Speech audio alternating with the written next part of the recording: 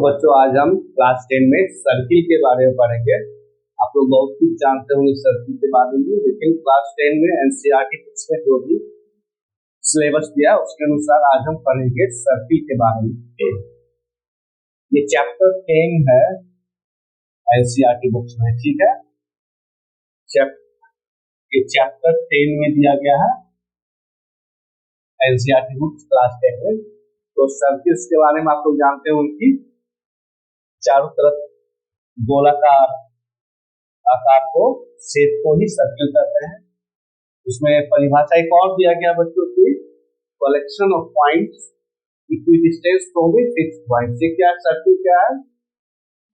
Collection of points है, ये सारे पॉइंट्स का कलेक्शन है चारों तरफ, जो कि एक फिक्स पॉइंट जो इसका सर्किल का सेंटर कहलाता है। इस सर्किल का सेंटर कहलाता है, यहाँ से सारे पॉइंट्स का दूरी जो है बराबर है, फिक्स है। तो इसलिए सर्किल का एक परिभाषा हो गया, एक डेफिनेशन हो गया कलेक्शन ऑफ पॉइंट। सर्किल का एक नया परिभाषा क्या दे सकते हैं, सर्किल को कैसे लिख सकते हैं हम?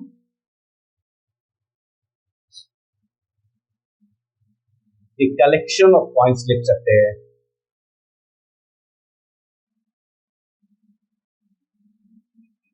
एक कलेक्शन ऑफ पॉइंट्स। ऐसा तो सभी जानते हैं कि गोलाकार शेप को ही सर्किल कहते हैं, लेकिन एक नए तरीके से पढ़ेंगे क्योंकि हमको आगे की कक्षा में, आगे की क्लासेस में भी काम देगा। तो सर्किल कोई भी ट्रिगोनोमेट्रिकल फिगर जो है कलेक्शन ऑफ पॉइंट्स है, चाहे ट्रायंगल हो चाहे क्वाड्रिलेटरल हो। इसी तरह से सर्किल क्या होता है कि सर्किल एक कलेक्शन ऑफ पॉइंट्स है। ये सारे पॉइंट्स ऑफ कलेक्शन है। उस कलेक्शन ऑफ पॉइंट्स का प्रॉपर्टीज, उसका गुण क्या है, which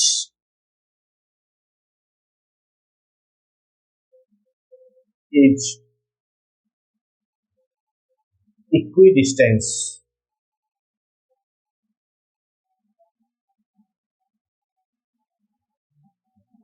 from a fixed point।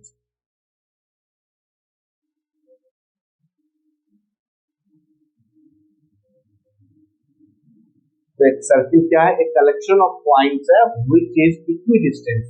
जितने भी पॉइंट्स है वो कलेक्शन ऑफ पॉइंट्स है। सर्किल पर जितने भी पॉइंट्स सिचुएटेड है, स्थित है, वो क्या है? फिक्स्ड पॉइंट, यानी सेंटर ऑफ सर्किल से फिक्स्ड डिस्टेंस पर है, स्थिर डिस्टेंस पर है, निश्चित डिस्टेंस पर है। इसलिए इक्विडिस्टेंस कहलाता है, पर बराबर दूरी पर। इक्विडिस्टेंस का मतलब क्या हो गया? बराबर दूरी पर है फ्रॉम ए फिक्स्ड पॉइंट, एक स्थिर बिंदु से।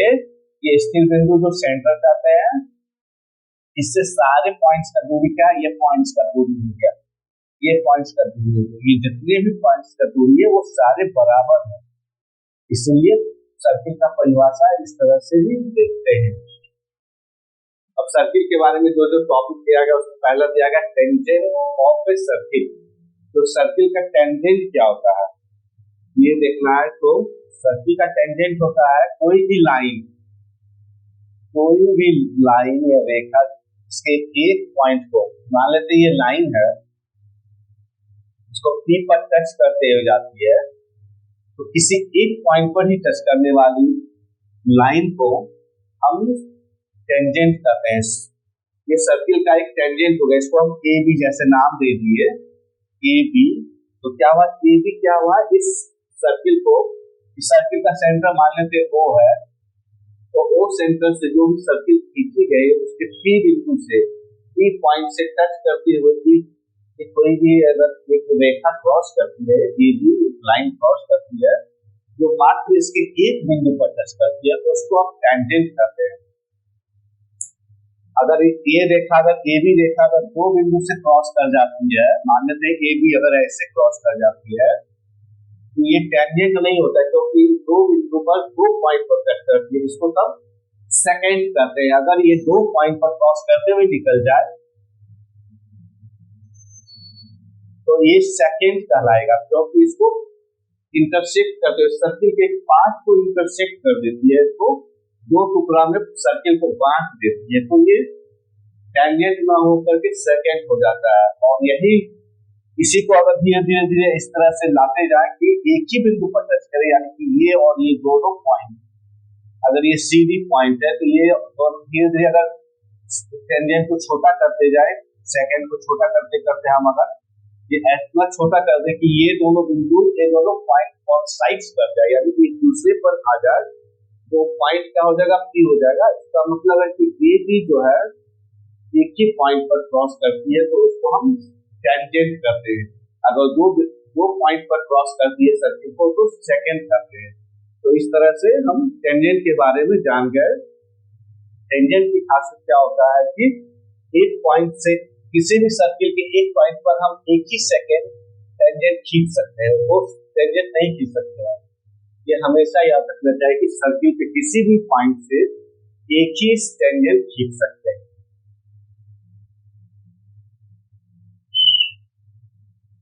तो ये एक खासियत होता है। दूसरा,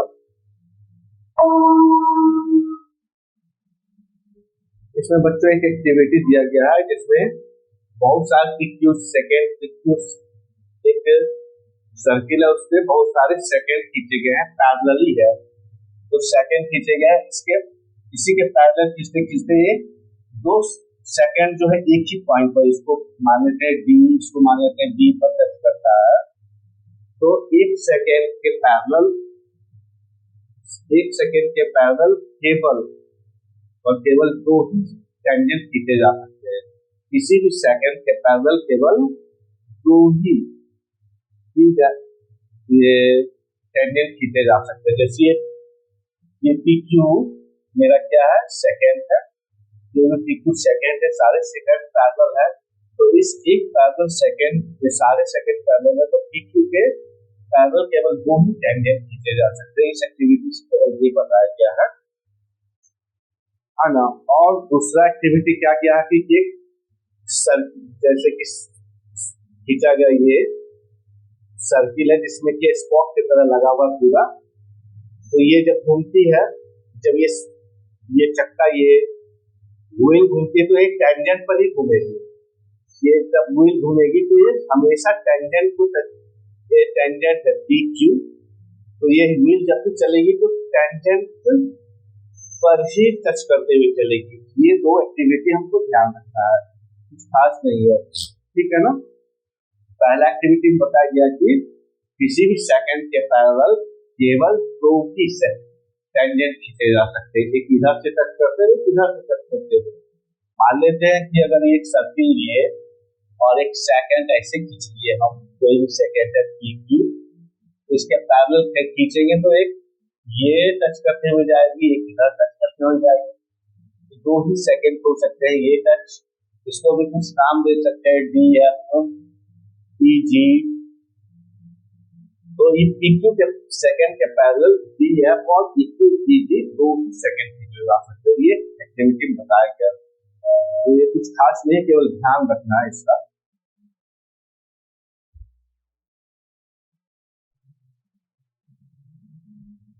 तो बच्चे थ्योरम इसमें किया गया जो बहुत ही इंपॉर्टेंट थ्योरम है, इसको याद रखना है। तो टेंजेंट एक एनी पॉइंट ऑफ सर्किल, किसी भी सर्किल पर किसी भी पॉइंट, एक सर्किल पर किसी भी पॉइंट पर अगर एक टेंजेंट खींचा जाता है तो वो परपेंडिकुलर होता है। इस परपेंडिकुलर होता है किसके, टू द रेडियस के। रेडियस जो होता है, ऐसा कौन सा रेडियस के, to the point of contact. तो ये टेंजेंट, जैसे ये एक सर्किल खींचे जिसका सेंटर O है और XY एक टेंजेंट है जो P को टच करता है, तो कहता है कि ये टेंजेंट जो है परपेंडिकुलर है किसके, तो रेडियस के। कौन सा रेडियस के, तो पॉइंट ऑफ कांटेक्ट यानी P से होते हुए जो रेडियस जाता है वो इसके परपेंडिकुलर होगा। ये बहुत ही इंपॉर्टेंट थ्योरम है, इसको हमेशा याद रखना है। रेडियस तो बहुत सा होगा, रेडियस ये भी है, ये भी है, लेकिन कौन सा रेडियस सभी रेडियस के परपेंडिकुलर नहीं है, वो ही रेडियस के परपेंडिकुलर जो इसके पॉइंट ऑफ कांटेक्ट के टच करते हुए जाता है। टेंजेंट के पॉइंट ऑफ कांटेक्ट, टेंजेंट और सर्किल का जो पॉइंट ऑफ कांटेक्ट P है उससे होते हुए एक रेडियस जो PT है वो इसके परपेंडिकुलर होगा, यानी कि टेंजेंट और OP जो है 90 डिग्री का कोण बनाएगा। ये कैसे प्रूव करते हैं, है ना। तो एक पॉइंट Q लेंगे इस टेंजेंट पर कोई भी पॉइंट क्यू लेंगे पी छोड़ के, तो पी तो टच करता है ना, बाकी जितने पॉइंट होंगे सब सर्किल के बाहर होंगे, ये सर्किल के बाहर होंगे, तो ये क्या हो जाएगा सर्किल के बाहर, अगर सर्किल के अंदर अगर पॉइंट अगर क्यू हो जाएगा तो ये टेंजेंट ना होकर सेकेंड हो जाएगा, इसलिए जो भी पॉइंट क्यू लेंगे टेंजेंट पर, इसको प्रूव करने के लिए बताया गया कि इस टेंजेंट पर कोई भी पॉइंट क्यू लेंगे इसको छोड़ के तो वो सर्किल के बाहर होगा, क्योंकि पी को टच करता है, अगर सर्किल के अंदर ये क्यू पॉइंट रहेगा तो ये टेंजेंट ना होकर सेकेंड हो जाएगा, तो इसको टेंजेंट होने के लिए केवल और केवल एक ही पॉइंट पर टच कर रहा है, तो जो भी पॉइंट हम क्यू लेंगे इस पर ये लेंगे, मान लेते हैं ये क्यू ले लेते हैं या ये Q2 ले लेते हैं, ये सारे के सारे आउटसाइड हो जाएंगे, तो क्या हो जाएगा ये सारे के सारे लेंथ जो होता है OP से बड़ा हो जाएगा, तो फॉर प्रूविंग दिस क्या करते हैं, for proving this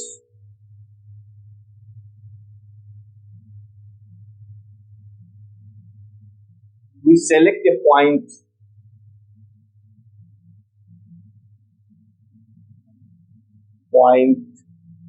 Q on tangent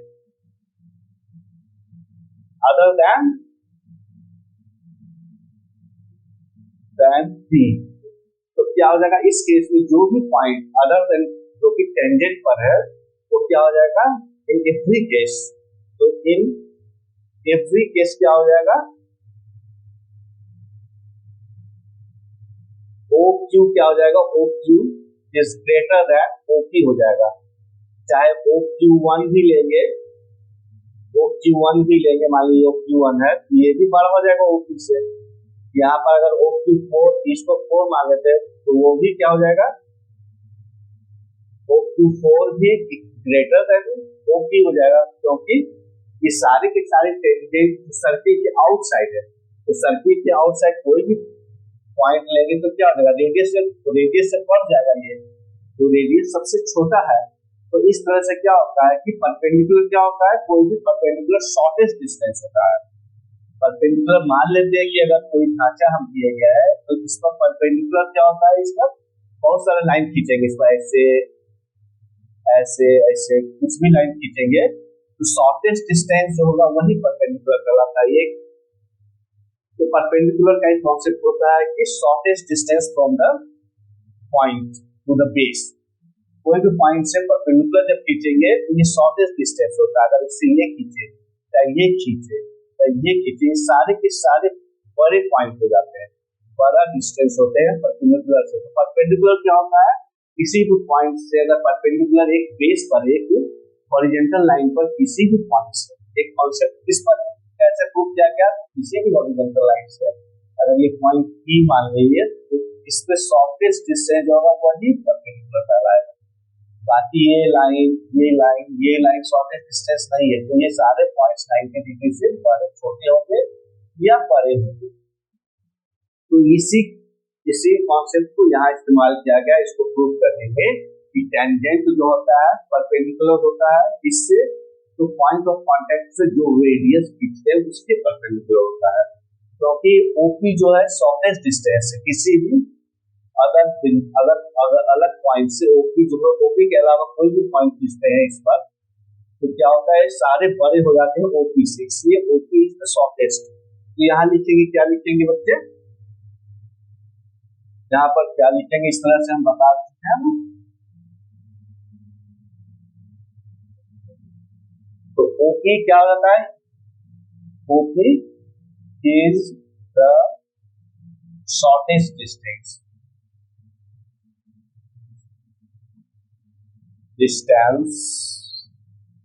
comparing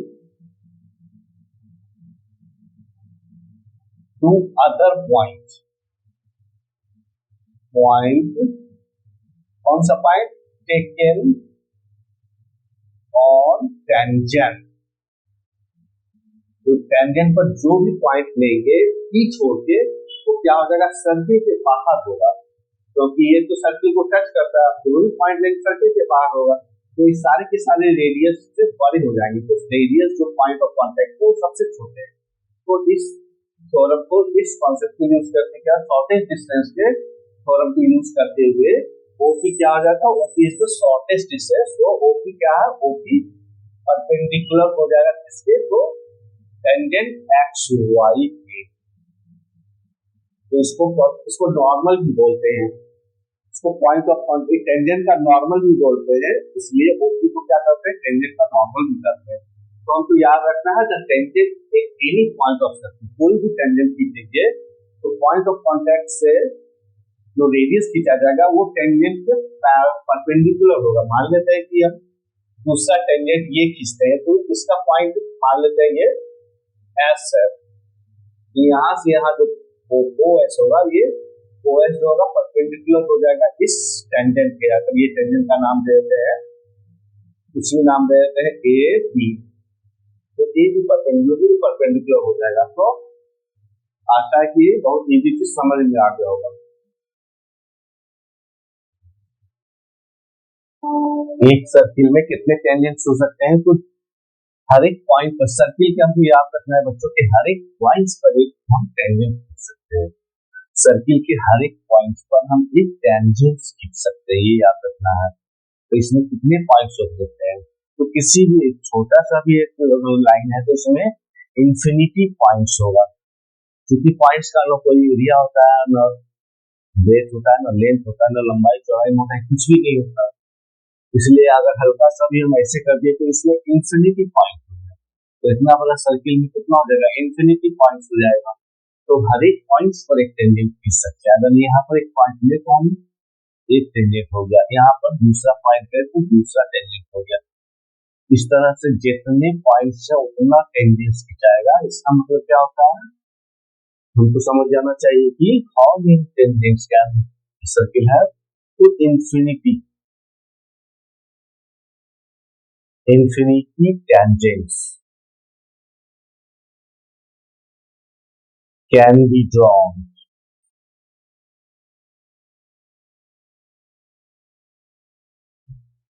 on a circle। तो इसका आंसर हो जाएगा इंफिनिटी, यानी कि इंफिनिटी टेंजेंट्स खींच सकते हैं। इस तरह से देख रहे हैं कि हर एक पॉइंट पर हम एक सर्किल एक टेंजेंट खींच सकते हैं। तो टोटल तो इंफिनिटी हो गया, तो इस तरह से टेंजेंट हम इंफिनिटी खींच सकते हैं।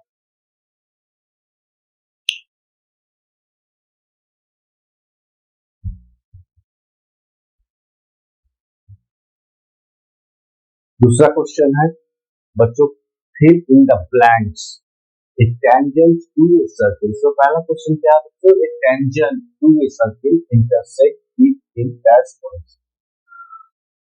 तो कोई भी टेंजेंट सर्किल को कितने पॉइंट पर इंटरसेक्ट करता है, तो हम जानते हैं कि सर्किल के टेंजेंट क्या होता है, एक पॉइंट को ही टच करते हुए निकलता है, और दो पॉइंट को टच करते हुए निकले इंटरसेक्ट करे तो सेकंड कहलाता है। तो टेंजेंट का डेफिनेशन ये है कि सर्किल के मात्र एक पॉइंट्स को टच करते हुए जो निकले उसको टेंजेंट कहा जाता है। तो यहाँ पर होगा केवल वन या सिंगल, इसका वन लिख सकते हैं, सिंगल पॉइंट पर ही इंटरसेक्ट करता है टेंजेंट एक सर्किल। तो टेंजेंट का हो गया ये क्वेश्चन। ए लाइन इंटरसेक्टिंग ए सर्किल इन टू पॉइंट्स। कोई भी लाइन अगर सर्किल के दो पॉइंट्स पर तथा इंटरसेक्ट करता है तो उसको क्या करते हैं, अगर ये सर्किल है इसको दो पॉइंट्स पर इंटरसेक्ट करा, एक यहाँ है क्या रखी, इसको क्या बोलते हैं, उस लाइन को सेकंड बोलते हैं, इसको क्या बोलते हैं, सेकंड, तो सेकंड बोलते हैं। दूसरा circle can have dash parallel tangents. Circle को कितने पैरेलल टेंजेंट्स हो सकते हैं एक सर्किल में, इस circle can have dash parallel tangent at the most।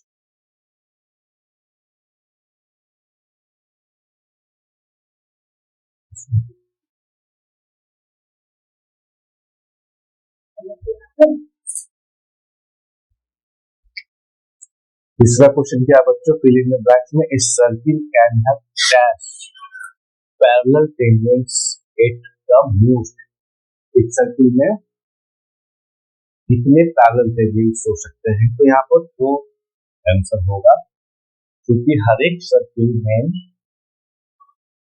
एक अगर इस तरह से डायमीटर खींचा जाए तो इस पर एक टेंजेंट होगा, इस पर एक टेंजेंट होगा, तो किसी भी पॉइंट्स पर सर्किल का दो पैरेलल टेंजेंट्स हो सकता है।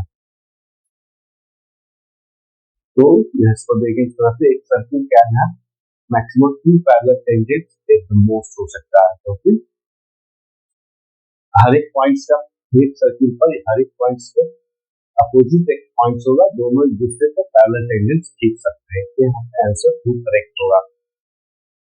तो तीसरा हो गया the common points of tangent to a circle in the circle is called. Tangent का कॉमन पॉइंट और सर्किल जहां पर टच करता है उसको क्या कहते हैं? कॉमन को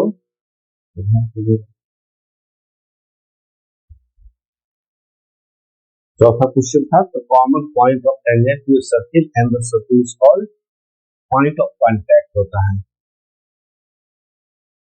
पॉइंट ऑफ कांटेक्ट यानी कि अगर एक सर्किल है और उसको एक खींचे तो ये पॉइंट जहां कांटेक्ट हो रहा है इसको पॉइंट ऑफ कांटेक्ट कहते हैं।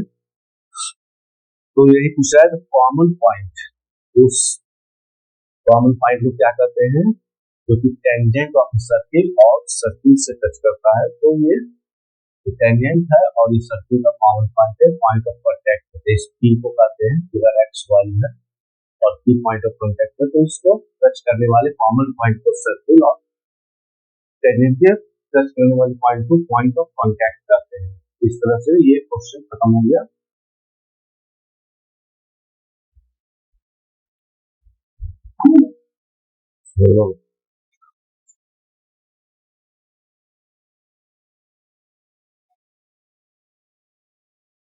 क्वेश्चन है तीसरा नंबर क्वेश्चन क्या बच्चों, एक टेंजेंट PQ एक पॉइंट में, टेंजेंट क्या है PQ नाम है, उस पॉइंट P पर है ऑफ ए सर्किल, यानी P जो है सर्किल के पॉइंट है और P से ही टेंजेंट बन रहा है PQ ऑफ रेडियस 5 सेंटीमीटर। उस सर्किल का रेडियस 5 सेंटीमीटर है, meets A line through centre को एक पॉइंट Q, वो क्या करता है, वो एक सेंटर से ओ से मिलता है Q पर, सो दैट ओ Q बराबर 12 सेंटीमीटर। लेंथ PQ कितना है, तो ओ Q बराबर 12 सेंटीमीटर दिया तो लेंथ PQ निकालना है। इसका मतलब क्या दिया हुआ है, एक सर्किल है, इसका सेंटर O है, यहाँ पर एक पॉइंट P ले लेते हैं, इस पर से टेंजेंट खींच लिए, ये P पॉइंट है, यहाँ से रेडियस हो गया, क्योंकि बोलता है कि 5 सेंटीमीटर का है।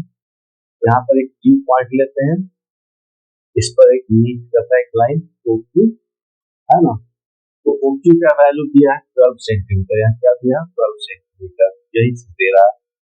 तो PQ का लेंथ निकालना है, इसका लेंथ हमको निकालना है। तो हम जानते हैं कि टेंजेंट किसी भी टेंजेंट पर पॉइंट्स ऑफ कांटेक्ट से रेडियस अगर खींचा जाए, रेडियस से मिलाया जाए, तो वो लाइन इस पर 90 डिग्री बनता है। ये हमेशा याद रखना कि टेंजेंट जो है रेडियस से 90 डिग्री बनाता है। इस रेडियस से तो पॉइंट ऑफ कांटेक्ट से जो रेडियस खींचेंगे हम, सेंटर से मिलाने वाले रेखा रेडियस हो गया, ये 90 डिग्री हो गया। तो ये हो गया समकोण त्रिभुज हो गया। ये समकोण त्रिभुज राइट एंगल ट्रायंगल में क्या होता है, तो इसका स्क्वायर प्लस इसका स्क्वायर बराबर ये होता है। यहाँ पे क्या आ जाएगा, OP square plus PQ square बराबर OQ स्क्वायर होता है।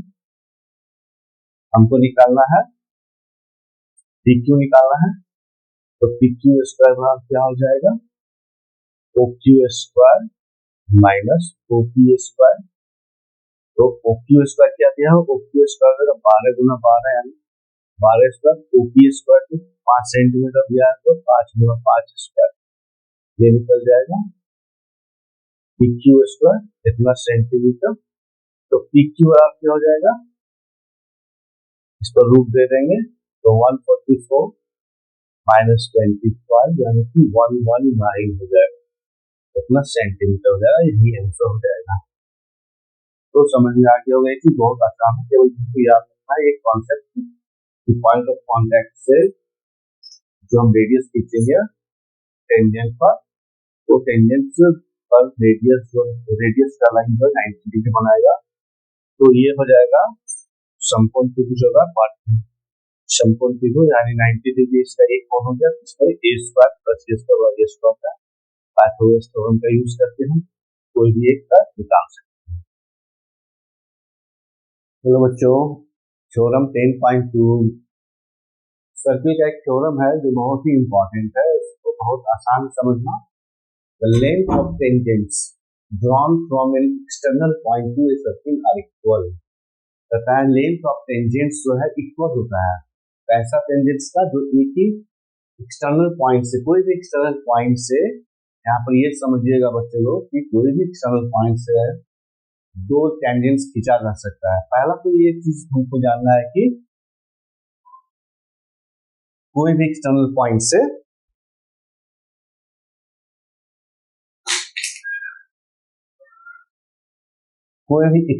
पॉइंट से जैसे ये सर्किल है, तो कोई भी एक्सटर्नल पॉइंट अगर पी लेते हैं तो इससे दो ही टेंजेंट्स खींच सकते हैं। कोई भी पॉइंट लेंगे, अगर यहाँ भी पॉइंट लेंगे तो इधर से ये सब टेंजेंट होगा, इधर से ये टेंजेंट होगा।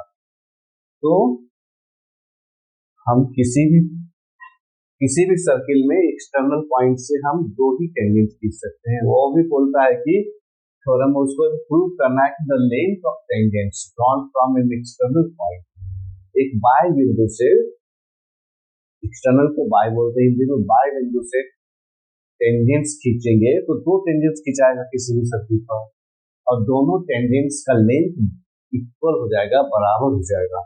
यानी यहाँ से लेके यहाँ तक टेंजेंट का वैल्यू, इधर का कोई वैल्यू नहीं, तो इंफिनिटी तक जाएगा, इधर भी इंफिनिटी, उससे मतलब नहीं। जहां टच करता है लेंथ ऑफ टेंजेंट क्या होता है, यहाँ से लेके पी या यहाँ से लेके पी क्यू तक ही माना जाता है लेंथ ऑफ टेंजेंट्स। ऐसा नहीं समझिएगा कि लेंथ ऑफ टेंजेंट्स हम कोई भी पी से खींचे हम तो ये यहाँ तक होगा या यहाँ तक होगा, ऐसा कुछ नहीं है। जहां पर टच करता है उसको हम लेंथ ऑफ टेंजेंट मानते हैं। तो लेंथ ऑफ टेंजेंट यहाँ पर है पी क्यू और पी आर, तो पी क्यू और पी आर इक्वल होगा, ये थ्योरम में है। We have to prove that length of tangents drawn from an external point are equal, यानी कोई भी एक्सटर्नल पॉइंट से केवल दो टेंजेंट्स खींचेंगे और उसका लेंथ इक्वल होगा। तो हम देखते हैं कि इसको प्रूव करने के लिए क्या करते हैं, ट्राइंगल देखते हैं। इसमें ट्राइंगल POQ बनता है, POQ में, ट्राइंगल POQ में क्या होता है, एंड और दूसरा ट्राइंगल क्या लेंगे, POR, यहाँ पर वो सेंटर है, POR, ये दो ट्राइंगल है। दोनों ट्राइंगल को अगर हम कॉन्ग्रुएंस प्रूव कर दें, ट्राइंगल यहाँ पर दे देते हैं, ट्राइंगल का पहचान ट्राइंगल लिखेंगे, तो केवल समझा रहे हैं इसको। ये 90 डिग्री का पहले प्रूव कर चुके हैं कि टेंजेंट्स पर जो होता है, कोई भी टेंजेंट्स मीटिंग पॉइंट्स पर अगर हम रेडियस ड्रॉ करते हैं तो वो 90 डिग्री बनाता है टेंजेंट्स से। तो इस दोनों में क्या होता है, इस ट्राइंगल में क्या होता है, PO कॉमन है, दोनों ट्राइंगल है, PO इक्वल टू PO या OP कॉमन साइड्स है, और ट्राइंगल और एंगल क्या है, एंगल PQO इक्वल है एंगल PRO, और 90 डिग्री भी है, ये भी रखना है। तो RHS जब भी दो ट्राइंगल में 90 डिग्री वाला ट्राइंगल यानी कि एक कोण 90 डिग्री हो, तो ये कॉन्ग्रुएंट हो जाएगा, ये बाकी जो हो जाएगा ये कॉमन है, ये 90 डिग्री है, तो RHS के द्वारा through RHS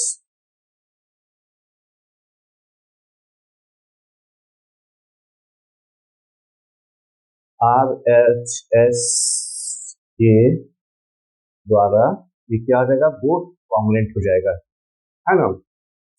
both triangles are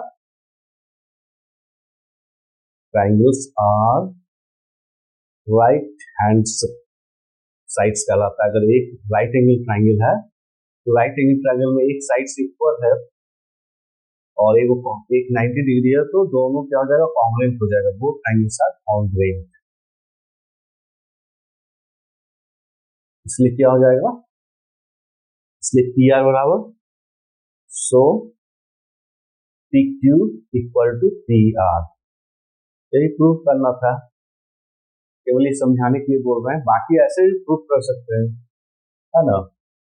ये भी तो इक्वल है, ये भी इक्वल है, ये राइट एंगल है तो क्या हो जाएगा, ओ क्यू बराबर ओ आर हो जाएगा। एक और जोड़ सकते हैं कि इसमें जोड़ सकते हैं ओ क्यू बराबर ओ आर भी है, ये रेडियस है इसलिए दोनों बराबर, ये भी बराबर, ये बराबर हो गया, ये कॉमन हो गया, ट्राइंगल हो गया, तो क्या हो जाएगा, आरएचएस के द्वारा नहीं भी लेंगे तो हो जाएगा ओ क्यू बराबर ओ आर। तो दो ये भी बराबर हो गया, तो दो साइड्स और एक एंगल बराबर हो गया। तो ऐसे थ्रू एच एस भी लिख सकते हैं यहाँ पर, through S A S triangle are congruent. Congruent हो गया, इसलिए कॉन्ग्रुएंट हो गया, इसलिए सो पी क्यू बराबर पी आर हो गया। बच्चों बहुत ही आसान है, लेकिन प्रूफ भी जानना है और लेंथ ऑफ टेंजेंट्स कॉन्फर्म इसको याद भी रखना है, रिजल्ट्स को, इसको बहुत जगह यूज होगा।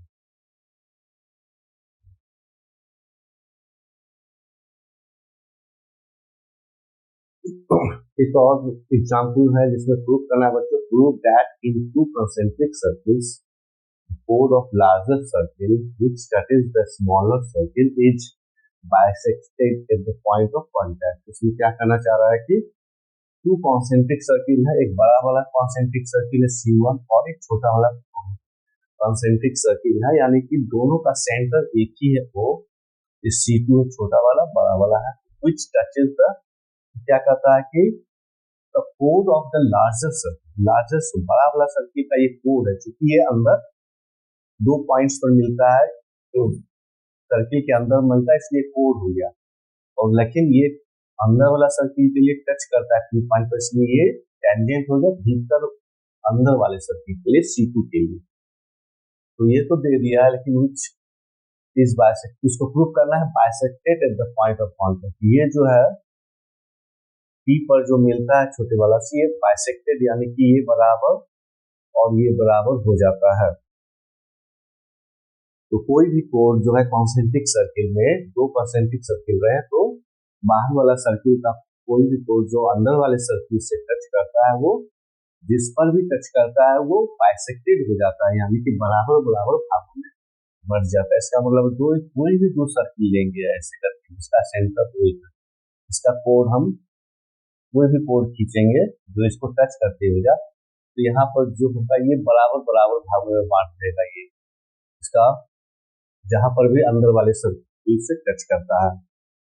यानी जितना भी कोड है, समझिएगा बच्चों, जितना भी कोड है इसको अच्छी तरह से समझिएगा, इसमें कोई कंफ्यूजन नहीं होना चाहिए। क्या कहता है कि दो कॉन्सेंट्रिक सर्किल में अगर बाहर वाले बड़े वाले सर्किल का कोड अगर अंदर वाले सर्किल को टच करता है, कोई भी कोड हो, कैसे समझना है बच्चों, आसानी से समझिए कि कोई भी कोड हो बाहर वाले सर्किल का, लेकिन अंदर वाले सर्किल को टच करना चाहिए, यानी टेंजेंट होना चाहिए, तो क्या हो जाएगा, वो टचिंग पॉइंट पर आधा आधा बराबर भागों में बढ़ जाएगा। तो बहुत सारे कोड हो जाएंगे, है ना, कोई भी कोड हो जाएगा। मान लीजिए ये सर्किल, तो इस पॉइंट पर आधा आधा हो गया, यहाँ पर एक और सर्किल, एक और कोड खींचते हैं, मान लेते हैं हम यहाँ पर, तो बाहर वाले के लिए तो ये कोड हो गया, लेकिन अंदर ये इस पॉइंट पर आधा आधा हो गया। तो इस तरह से ये एग्जाम्पल में एक बहुत अच्छी चीज समझा गया कि कोड जो है बाइसेक्ट हो जाता है कब, तो दो सर्किल कॉन्सेंट्रिक हो और अंदर वाले सर्किल को टच करता है, यानी अंदर वाले सर्किल के लिए वो टेंजेंट होता है ना। सर्किल का बहुत इंपॉर्टेंट चैप्टर है क्लास 10 में, और इसका एक एक कॉन्सेप्ट समझना है ताकि आगे का भी कंपटीशन में आगे भी अगर आपको इंजीनियरिंग का लिखेगा तो ये सब कॉन्सेप्ट काम देगा। तो बहुत अच्छे से समझाने की कोशिश कर रहे हैं। देखिएगा कि कोई भी कोड जो है आधा आधा बड़ा भाग में बच जाता है। कोई भी कोड हो, जब 2 कॉन्सेंट्रिक सर्किल में बाहर वाले सर्किल का कोड अंदर वाले सर्किल को टच करता है तो टचिंग पॉइंट पर वो बाइसेक्ट हो जाता है। अब इतना तो समझ में गया होंगे। अब इसको प्रूव करना है तो हम वर्बली प्रूव कर देते हैं। राइटिंग के लिए आप प्रैक्टिस कीजिएगा, लेकिन ये प्रूव करना तो जब भी क्या होता है, क्या ओ से पी तब तो ओ से पी में मिला दिया, ओ से ओ पी, ओ और एंड पी को ज्वाइंट्स कर दिया, ठीक है ना। ये ज्वाइंट्स दिखा दिया है तो क्या हो जाएगा कि 10.1 में थ्योरम को दिखाएगा। ये क्या है, ए बी क्या है, ए बी क्या है, ए बी इज टेंजेंट, जो है उसको लिखना है, tangent for the circle C2। C2 जो सर्किल है उसके लिए क्या होता है, टेंजेंट है। तो क्या दिया था 10.1 थ्योरम में कि सेंटर से अगर रेडियस से पॉइंट ऑफ कांटेक्ट पर अगर रेडियस खींचा जाए तो ये 90 डिग्री बनाता है। पहला ये थ्योरम पढ़ चुके हैं, ये 90 डिग्री बनाता है ना, तो 90 डिग्री बनाता है। दूसरा है कि इसको मीट करते हैं, हालांकि टेक्स्ट बुक में अलग तरह से समझाया, इसको मिला देंगे तो क्या हो जाएगा, इस दोनों ट्रायंगल में क्या हो जाएगा, है ना। ये इस दोनों ट्रायंगल में देखते हैं तो क्या हो जाता है, triangle A O P and triangle P O B, है ना। A O P P O B, कुछ भी कर सकते, बी भी कर सकते हैं, है ना। इसमें क्या होता है कि ये कॉन्ग्रुएंट हो जाएगा क्योंकि ये कॉमन है, OP equal to OP, same sides है, कॉमन साइड्स है ना, है ना। ये क्या है, ओ ए और ओ बी क्या है, ओ ए और ओ बी, ओ ए इक्वल टू ओ बी हो जाएगा, रेडियस ऑफ सर्किल है, इसका रेडियस है ओ ए और वो भी C1 का, सर्किल C1, तो दोनों बराबर है, सर्किल का C1 रेडियस तो इक्वल होता है। तीसरा क्या, ये 90 डिग्री है तो ये भी 90 डिग्री है, एंड वन इसमें लिख सकते हैं, one common one angle in both triangle, both triangles क्या हो जाएगा, 90 डिग्री है, 90 डिग्री के बराबर है। इसका मतलब क्या होता है, एंगल इसमें A P O equal to angle D P O बराबर 90 डिग्री। इतना तो समझ गए होंगे, ये एंगल ए पी ओ यानी ये एंगल और बी पी ओ यानी ये एंगल, दोनों 90 डिग्री है। तो क्या हो जाएगा, एस से दोनों कॉन्ग्रुएंट हुआ है ना। इसको मिटा देते हैं बच्चे, यहाँ तक समझ गया होंगे, अच्छे से समझिएगा।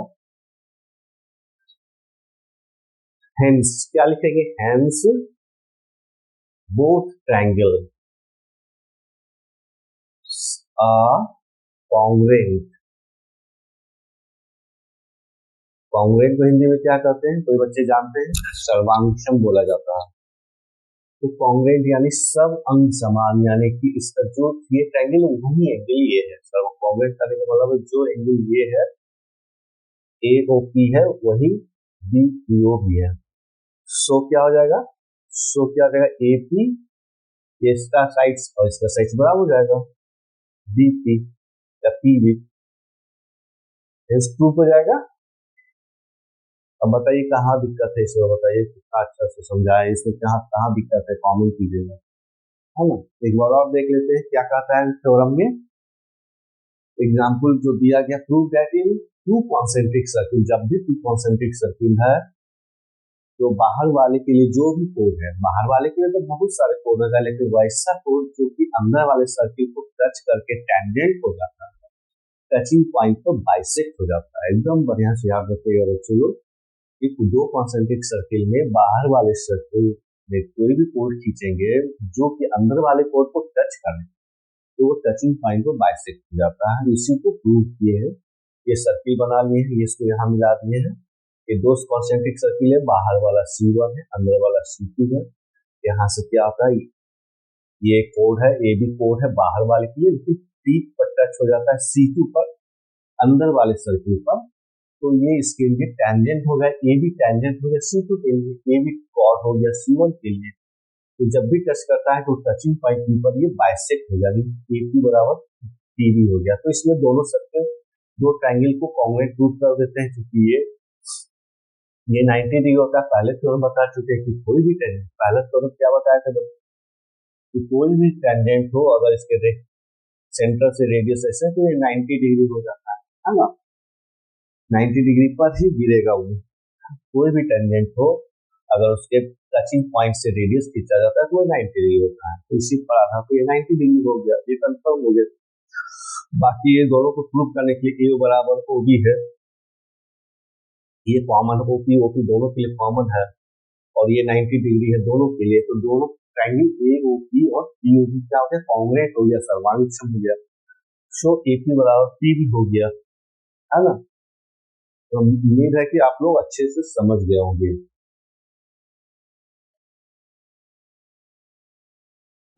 हाँ बच्चों, एक्सरसाइज सर्किल का है, टू टेंजेंट्स, बहुत अच्छा क्वेश्चन है। Two tangents TP and TQ are drawn, two tangents है TP और TQ drawn to a circle, एक सर्किल पर ड्रॉन किया गया है विथ सेंटर, और सेंटर क्या है इस सर्किल का, वो है from an external point T। Point क्या है, बाहरी पॉइंट क्या है, T है। Prove that PTQ, angle PTQ equal to 2OPQ, angle PTQ क्या प्रूव करना है, to prove angle PTQ। PTQ कौन सा एंगल है बच्चों, PTQ, ये वाला एंगल, इसको थीटा मान लेते हैं, ठीक है ना, थीटा मान लिए। इसको प्रूव करना है 2OPQ, OPQ इस एंगल को डबल है ना, इस एंगल से डबल है, जो भी एंगल है इसका डबल है, या θ/2 भी बोल सकते हैं, ये थीटा है तो ये θ/2 होगा, ठीक है ना। तो हमको प्रूव करना है PTQ इक्वल टू 2OPQ, ठीक है।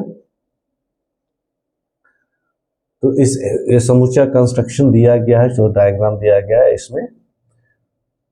अब इसमें क्या देखते हैं, तो कैसे प्रूव करेंगे इसको, तो जो हम पहले से रिलेशन जानते हैं उसका यूज करेंगे।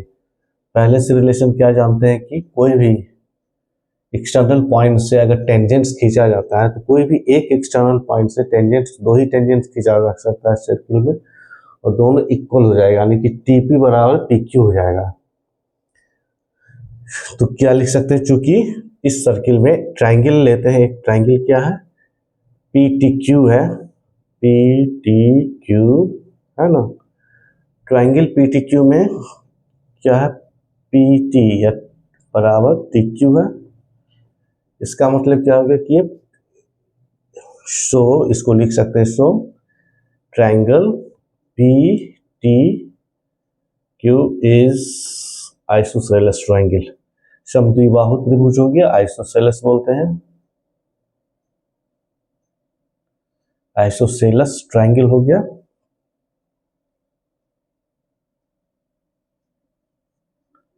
है ना, आइसोसेलेस यानी समद्विबाहु त्रिभुज हो गया। इसका मतलब क्या है, ये एंगल और ये एंगल, इसलिए क्या हो जाता है, इसलिए एंगल TPQ है ना, TPQ, ये एंगल बराबर क्या हो जाएगा, एंगल ये वाला भी PQT, ये एंगल और ये एंगल सेम हो जाएगा, ठीक है। तब क्या हो जाएगा हमको, तो दोनों एंगल जोड़ेंगे, इस दोनों एंगल को जोड़ते हैं, angle T P Q plus angle P Q T equal to क्या हो जाएगा, ये एंगल, ये तीनों एंगल है 180 है, तो 180 माइनस थीटा हो जाएगा, तो 180 माइनस थीटा हो जाएगा ना।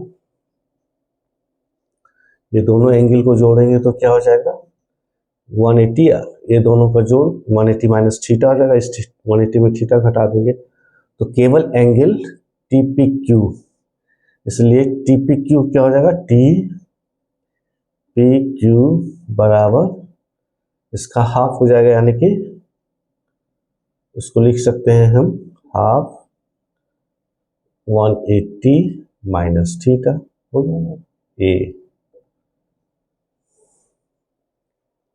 अब क्या देखते हैं फिर, अब इस ये एंगल क्या है, चूंकि एक और रिलेशन देखते हैं कि ये टेंजेंस पर जब भी रेडियस खींचा जाता है सेंटर से, रेडियस जो भी खींचा जाता है वो 90 डिग्री बनाता है, ये 90 डिग्री है। इसका मतलब क्या हो जाता है कि angle T P Q plus Q O P Q O P Q O P Q P Q, जो एंगल प्रूव करना ओ पी क्यू, ये दोनों एंगल का जोड़ कितना हो जाएगा, 90 डिग्री हो जाएगा, है ना। एंगल टी पी क्यू दे दिया है ना, इसलिए एंगल ओ पी क्यू बराबर क्या हो जाएगा, 90 माइनस टी पी क्यू। जैसे कंस्ट्रक्शन में देखना है, कंफ्यूज नहीं होना है, कंस्ट्रक्शन में देखना है, तो ओ पी क्यू कितना हो जाएगा, ओ पी क्यू बराबर 90, तो 90 और टी पी क्यू निकाले हुए हैं, टी पी क्यू कितना, हाफ इंटू 180 माइनस थीटा, तो क्या हो जाएगा, ओ पी क्यू क्या हो जाएगा, 90 माइनस 90 प्लस थीटा बाई 2, ये कट जाएगा, घट जाएगा, तो इसलिए एंगल क्या हो जाएगा, ओ पी क्यू बराबर थीटा बाई 2 हो जाएगा। ये थीटा है तो थीटा बाई 2 हो जाएगा, इसलिए क्या हो जाएगा, अगर इसको हम बी मान लें तो क्या हो जाएगा, यह इसको हम इसको मिटा देते हैं, इसको हम ए मान लेते हैं, तो ए और बी से क्या हो जाएगा, ए और बी से, फ्रॉम ए और बी क्या हो जाएगा,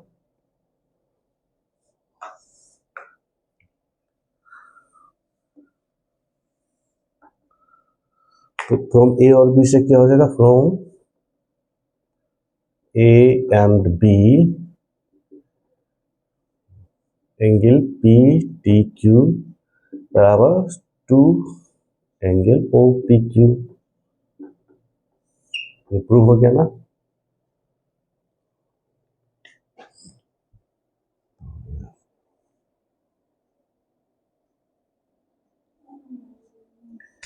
एक और एग्जाम्पल देखना है बच्चों, पी क्यू इज द कोड ऑफ लेंथ 8 सेंटीमीटर, ये पी क्यू है, कोड है जिसका लेंथ है 8 centimetre of a circle of radius 5 centimetre, ये सर्किल का रेडियस 5 सेंटीमीटर है।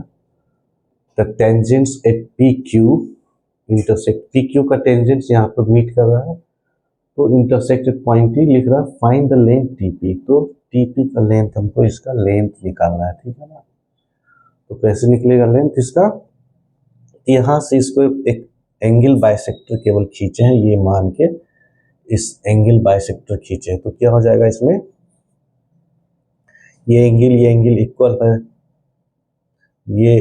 ये ट्राइंगल में क्या है, चूंकि इन लिखेंगे इन ट्राइंगल पी टी क्यू, ये आइसोसेलेस ट्राइंगल है, चूंकि ये और ये लेंथ बराबर होता है, यहाँ लिख सकते हैं टी क्यू बराबर टी पी, चूंकि लेंथ क्या है, टेंजेंट्स है, लेंथ ऑफ टेंजेंट्स क्या होता है, एक ही पॉइंट से इक्वल होता है, इसलिए ये आइसोसेलेस ट्राइंगल हो गया, ये दो, और ये एंगल बराबर है, ये कॉमन, इसलिए ट्राइंगल क्या हो जाएगा, P T are and triangle T R Q congruent हो जाएगा, कॉन्ग्रेंट लिख सकते हैं, इसलिए क्या हो जाएगा हमारा ये एंगल कॉन्ग्रेंट, ये भी 90 डिग्री हो जाएगा, ये भी 90 डिग्री हो जाएगा। तो इससे क्या हो जाएगा मेरा कि ये इक्वल हो जाएगा, ये बराबर है, तो इसको लिख सकते हैं हम पी आर 4 सेंटीमीटर लिख सकते हैं, ये पी आर 4 सेंटीमीटर हो गया। तो ओ आर निकाल सकते हैं, ये ओ आर कितना निकल जाएगा, ये ओ आर निकल जाएगा मेरा इन ट्राइंगल, इसमें लिख सकते हैं in triangle P R O, ये राइट एंगल ट्राइंगल है, ये 90 डिग्री है, इसलिए राइट एंगल ट्राइंगल हो गया पी आर ओ। इसलिए इसमें क्या था, पाइथागोरस थ्योरम लगा देंगे तो क्या हो जाएगा पी आर स्क्वायर, इसको ऐसे कर सकते हैं O P square minus P R square बराबर ओ आर स्क्वायर हो जाएगा। तो ओ आर निकल जाएगा इससे हमारा कितना, ओ आर बराबर ये ओ पी कितना है मेरा 5 सेंटीमीटर, पी आर मेरा कितना है 3 सेंटीमीटर, 4 सेंटीमीटर सॉरी 4 सेंटीमीटर, तो हो जाएगा 25 माइनस 16 इक्वल टू 9 हो जाएगा, यानी कि 3 सेंटीमीटर, इसका वैल्यू 3 सेंटीमीटर निकल गया।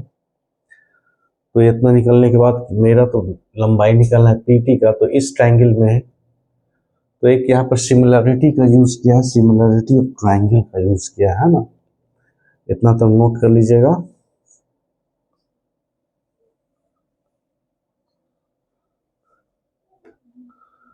अब सिमिलरिटी ऑफ ट्रायंगल, ये ट्रायंगल ये एंगल और ये एंगल क्या हो जाएगा इक्वल है, कैसे इक्वल है,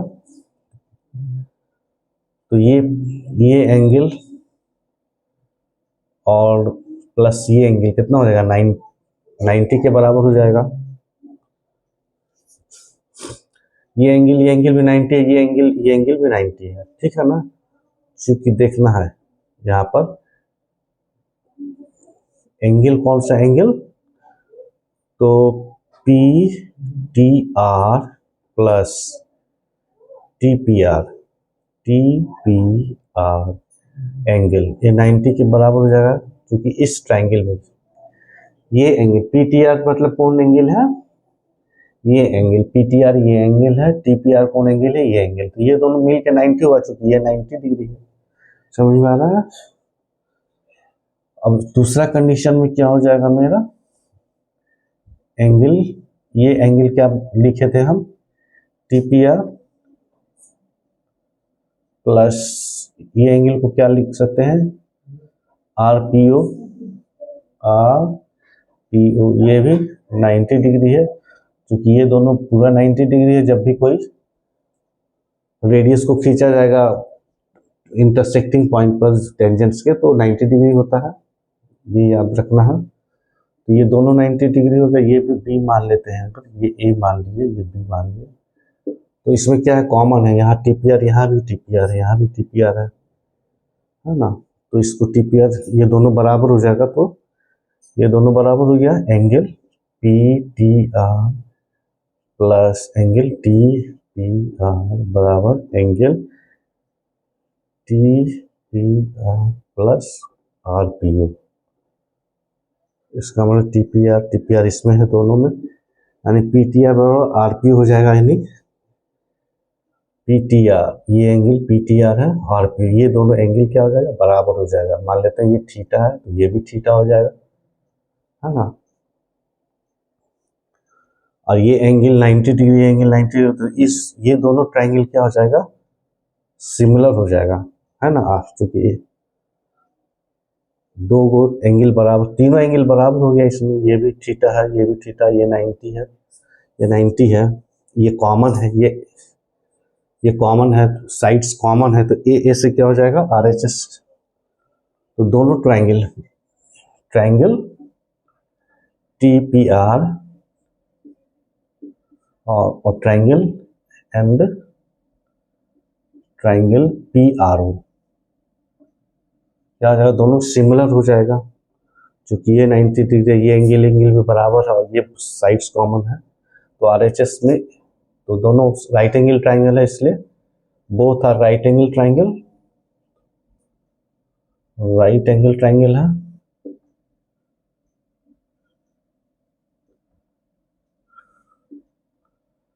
सो क्या हो जाएगा यहाँ पर, फ्रॉम ए से क्या हो जाएगा, बोथ आर सिमिलर ट्राइंगल हो जाएगा, सिमिलर ट्राइंगल हो जाएगा, ठीक है ना। और सिमिलर ट्राइंगल हो गया तो क्या हो जाएगा, ये साइड्स ये साइड्स 90 डिग्री के सामने है, तो TP बटा OP बराबर क्या हो जाएगा, अब ये एंगल के सामने वाला ये साइड्स हो गया, और ये एंगल के सामने यहाँ पर लिख सकते हैं PR बटा RO, इस सिमिलरिटी से निकल गया। तो ये साइड्स कैसे समझना है इसको, TP OP दोनों 90 डिग्री के सामने साइड्स है, इसलिए इसका साइड्स और ये दोनों है क्या, ये एंगल बराबर ये एंगल, तो इसके सामने ये साइड्स हुआ, इसके सामने ये साइड्स हुआ, तो दोनों का यहाँ ले लेंगे रेशियो। तो TP तो जानते हैं हम, TP निकालना है हमको, और OP कितना है मेरा, OP 5 सेंटीमीटर है, यहाँ पर 5 सेंटीमीटर लिख देंगे। PR कितना है मेरा, PR 4 सेंटीमीटर है, और RO कितना है 3 सेंटीमीटर, तो TP निकल गया मेरा कितना, 4/3 गुना 5, यानी 20/3 सेंटीमीटर निकल जाएगा।